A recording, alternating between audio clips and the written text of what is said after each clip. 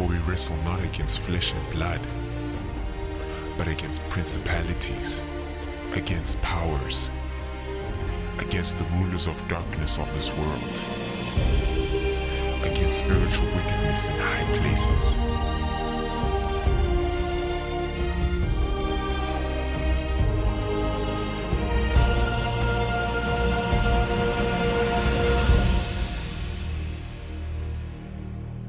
Hello and welcome to a presentation on the great controversy, the battle for your choice.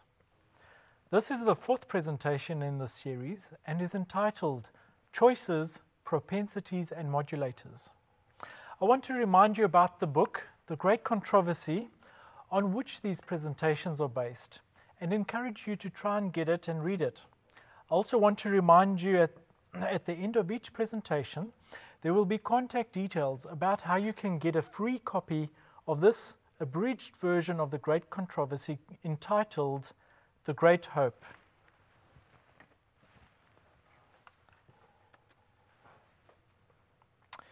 In our last study, we looked at the anatomy of a choice, a habit, a lifestyle, a character, and your destiny. We saw that our choices decide our destiny.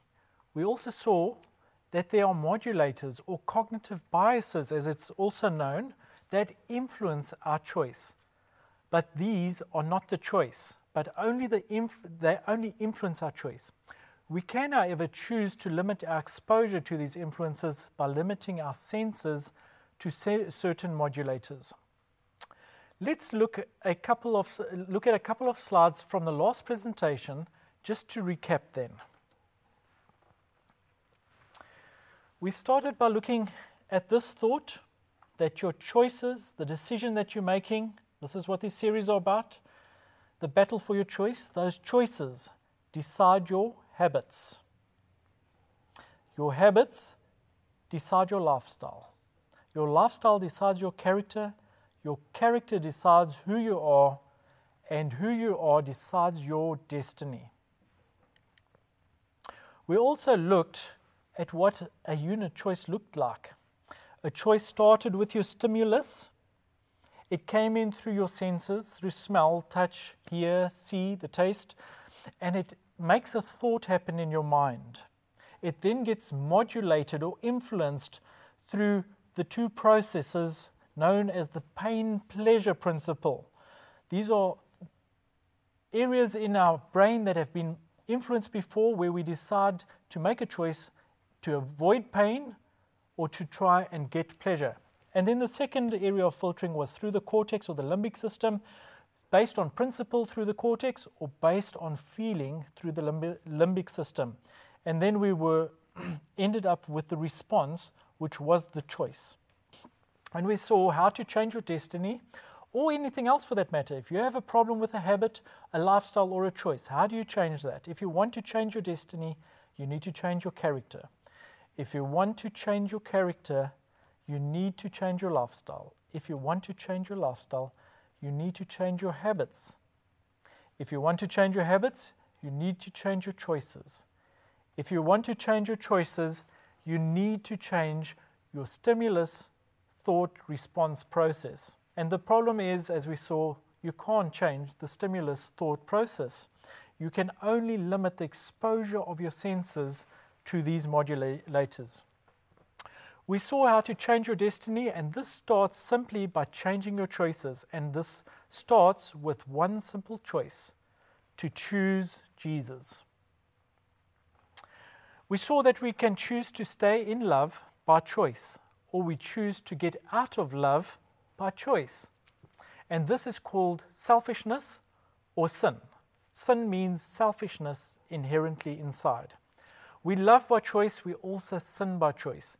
We cannot go further back than the choice to define sin. This is why it is only safe to stay within the one and only definition of what sin is. And we'll be talking a little bit more about that as we carry on through these presentations. Let's look some more into choices. Let's look into what a choice looks like in the brain. Choices can be seen. Choices can be seen in the brain, but need a high-powered electron microscope to be able to see them. A neural pathway is seen as a thick white patch under the microscope and is formed from the choices that form your habits, which in turn form your lifestyle, which is a thick neural pathway in the brain. The more the choice is exercised, the thicker the white patch becomes and can be seen. For instance, 40 years of smoking means there's a thick white neural pathway there. If somebody's been smoking for 40 years, and I refer to Pastor Arnold, who's one of the directors at Be Free that I've mentioned before. He mentioned that he knew somebody that had been smoking 40 years, and for 40 years he'd been doing this, and it takes a good 20 puffs to finish a cigarette, so 20 times a day, and he was smoking a pack of 20 a day. The choice to do that was reinstated 20 times 20s, 400 times a day he was doing this.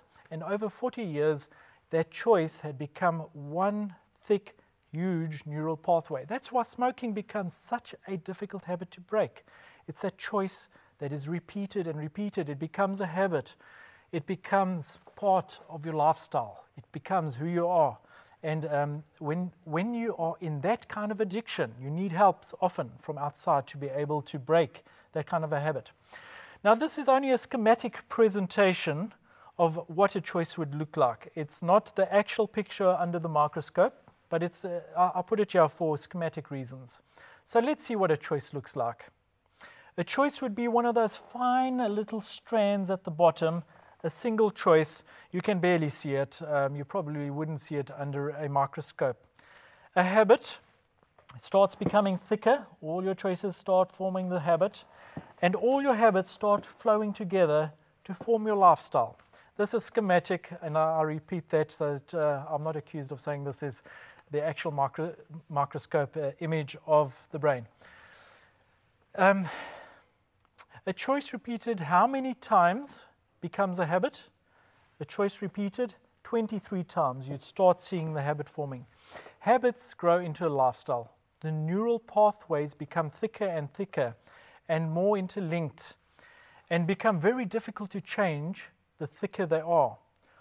All the neural pathways, these nerves that are forming from the choices we make, all the neural pathways form your character, and your character is imprinted or layered into your brain. That is why it is very difficult to change your character the older you get. And that is why the saying is true, you can't teach old dogs new tricks.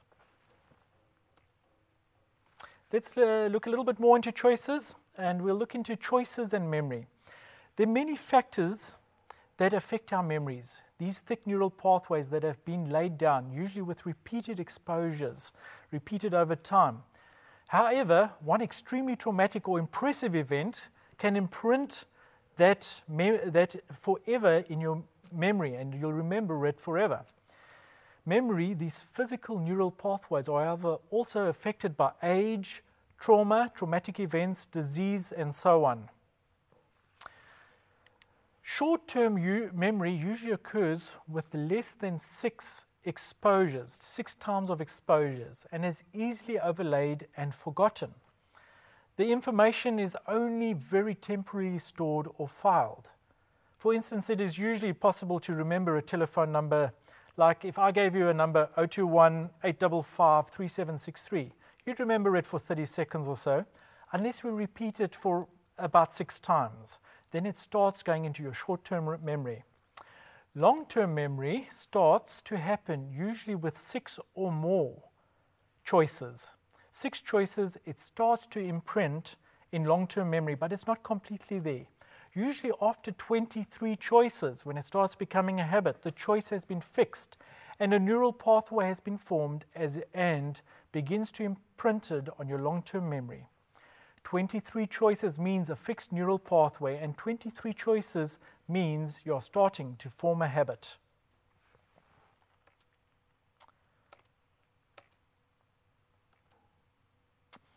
Okay, we're just going to look a little bit further into choices and memory. It's very interesting, and much research has been done in this field. If a neural pathway has formed, it means that it is physically there and cannot just disappear. So we can actually never forget. A neural pathway is permanently there. When we forget, in inverted commas, it just means that we can't find where we filed the information. After 6 choices, before 6 choices, if there's less than 6 choices that have been exercised, it means that all the information is not there. It means a short-term memory. You won't remember it. Less than 6 neural pathways means that the pathway has not formed but is busy forming. For instance, students, this could be very important and have important implications if you have not gone through your work at least 6 times before an exam or a test. All the information is probably not there. And it has been shown that a candidate student usually needs to, a candidate student usually needs to go through and revise his work at least 6 times to get a 75 plus result. Okay, just to carry on, 6 to 23 choices means a neural pathway is busy forming and is busy going into your brain's filing system. More than 23 choices means that it's a fixed pathway and is already filed. It is now forming a habit. A habit cannot be erased.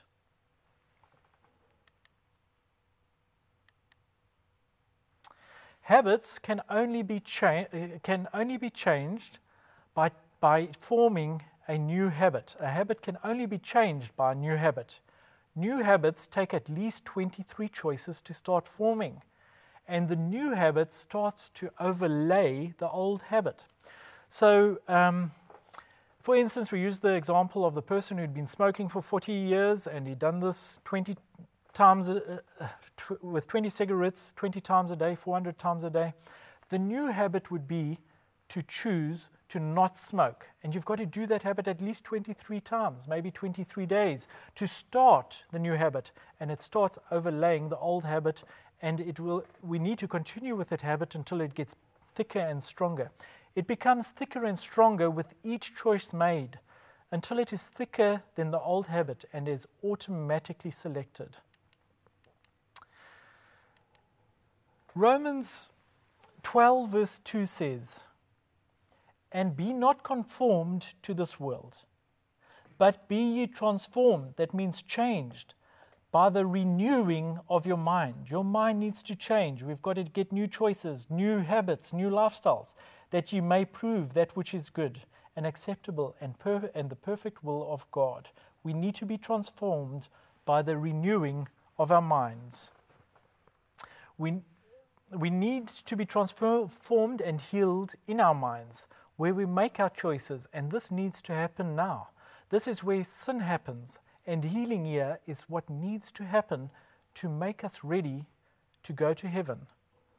Those neural pathways that have been formed by our choices, our habits and lifestyles need to be changed here and now, so that we can have heaven as our destiny.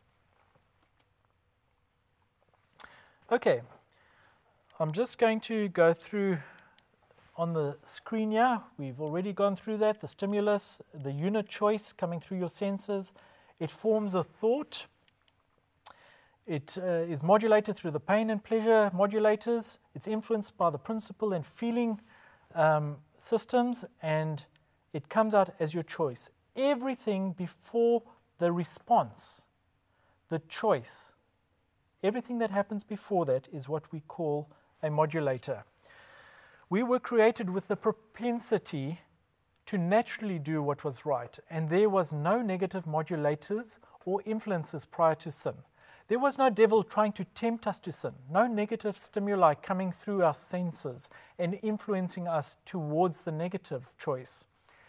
Everything was modulated, everything that was modulating our choices to only be positive.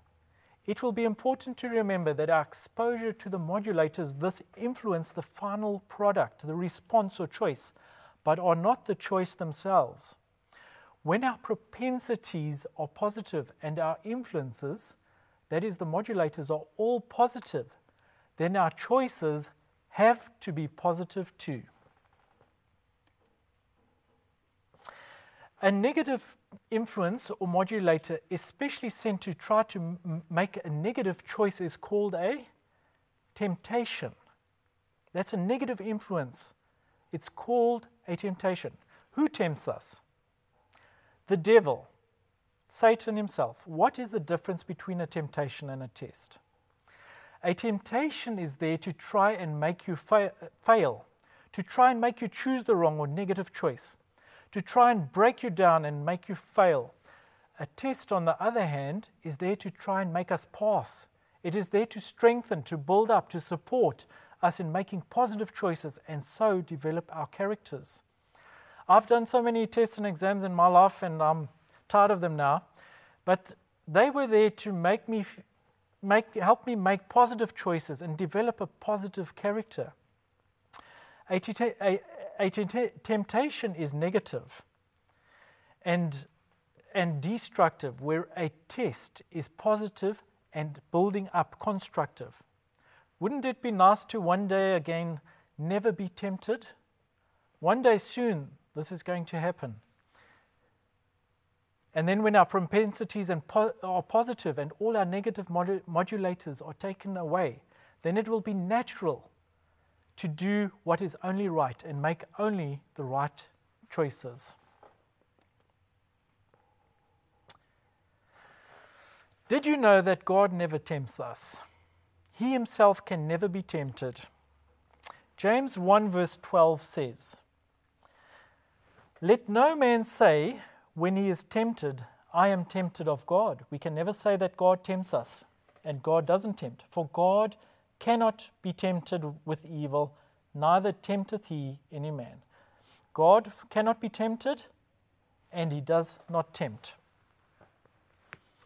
God only sends positive modulators or influences to help us make positive choices. Did you also know that God never allows the devil to tempt us above what we are able to bear? 1 Corinthians 10 verse 13 says, "There hath no temptation taken you, but such as common to man. But God is faithful, who will not allow you to be tempted above that ye are able," above what you are able to bear, "but will with the temptation also make a way to escape, that ye may be able to bear it." So if a temptation comes, God never allows us to be tempted more than what we can bear, and he always makes a way of escape. Otherwise, we wouldn't have freedom. If we could not bear temptation from the devil, then we could no longer choose freedom. We would no longer have freedom of choice, and it's taken away from us. God never lets the devil tempt us more than what we can bear, more than what us humans can bear and say yes or no.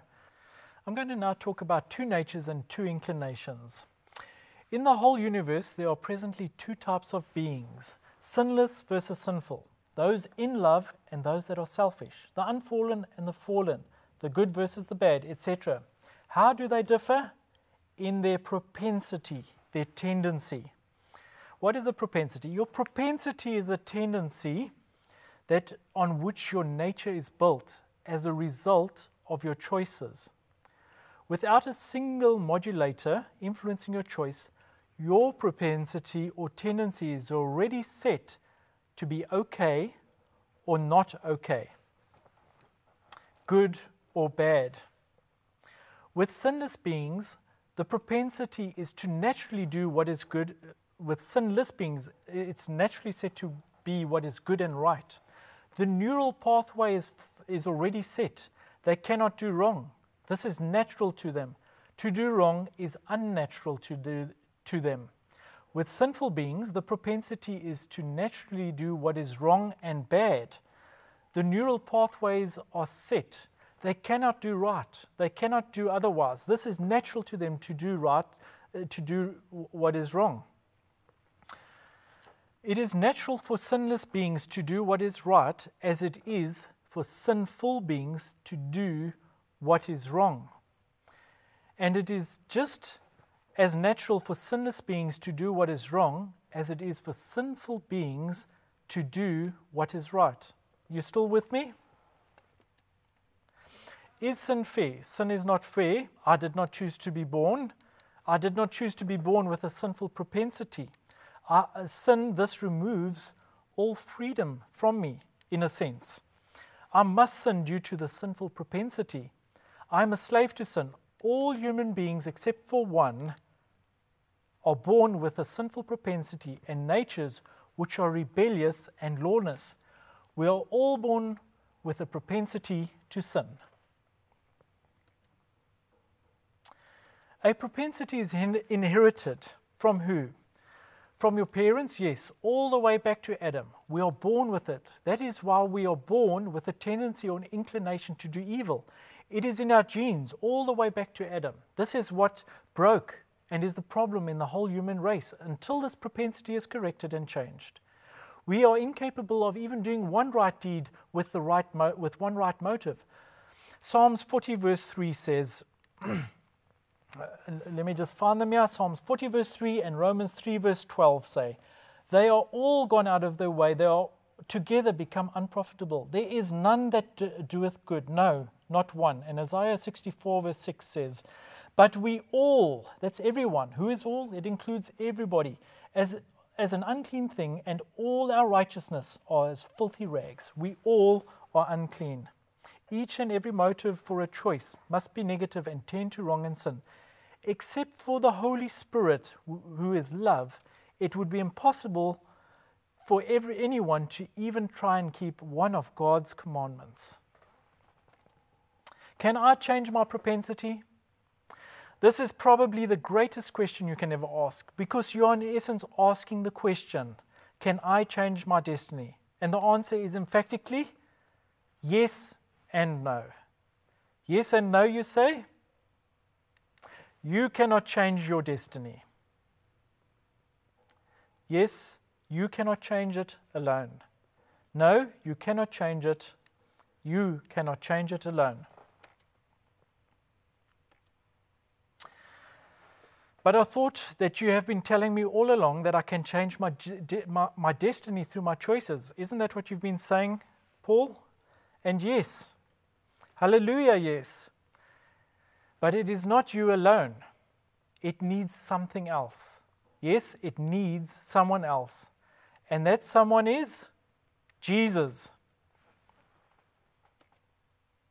How am I saved then? This is in essence the question I'm asking you when I say, can I change my propensity? How am I saved? The most important question you can ask, and you'll find the answer in presentation 8. Don't miss that one. What I can say now at present is that Jesus saves. How am I saved then? Okay, just a hint for now. We won't wait until presentation 8. I'm just going to give you a hint. Your choices decide your habits decide your lifestyle, all the way back to your destiny. But in our sinful natures, we cannot change even our choice. The propensity will always be to do wrong and negative. But we have heard a joyful sound. How am I saved? The hint, Jesus does this. Did you know that God is doing something everything possible to modulate your choice so that you can be saved? Yes, every last possible modulator, influence, has been made so that you can make the right choices. Nothing more can or could be done to try and influence your choice than what He has, is and will do for you. It, however, takes that one single initial critical choice. You must choose Jesus. You must choose love. He can modulate that first choice for you if you are willing. He can use modulators like these presentations to modify your choice. But how can I make even this one single choice if by nature I cannot? This is circular reasoning, you must be saying in your mind. A mystery? Yes.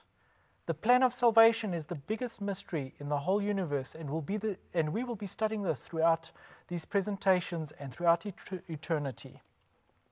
We're going to look at the gospel cry. What is the gospel cry? Jesus, in his discussion with Nicodemus, said that we could not explain how this most mysterious and greatest of all mysteries happens. It is like the wind, Jesus said. We cannot explain where it comes from or where it is going, but the effects are clearly visible. The gospel cry is, we must be born again. We need healing in our minds, and this is why the gospel cry is, you must be born again. Spiritually, we must be born again. Our propensities must change. We must inherit new propensities from our Father who is God. Spiritually, we are born again with new propensities and spiritual inclinations. At the end of Romans chapter 7, we see the warring of the spiritual nature, which after being born again wants to do what is right. But the physical nature, the flesh, still wants to do what is wrong. And John 1 verse 12 says, "But as many as received him, to them gave he power to become the sons and daughters of God, even to them that believe on his name." We must be born again. We must become sons and daughters of God. John 1 verse 13 says, "Which were born not of blood, nor of the will of the flesh, nor of the will of man, but of God." The plan of salvation is a bigger mystery than how and why sin started and why the wrong choice was made. The plan of salvation is the mystery of iniquity in reverse, but much deeper and bigger. How and why we are saved and make this one right choice that starts it all is the greatest mystery and the deepest study ever. All I can say is hallelujah. The plan of salvation. This is the theme. This is our study.